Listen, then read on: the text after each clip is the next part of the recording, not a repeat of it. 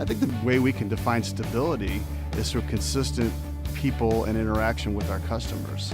We take care of our expertise and our stability by staying constant on top of our training needs. We show stability by hiring good people, keeping good people around, and making sure that all the employees understand the nature of our business and the expectation of our customers. Bob Cunningham, the owner, is investing not only into our industry, but in our growth. We have a core team of people that take care of their every need. We can always show them the reoccurring customers, the amount of customers we've had long term.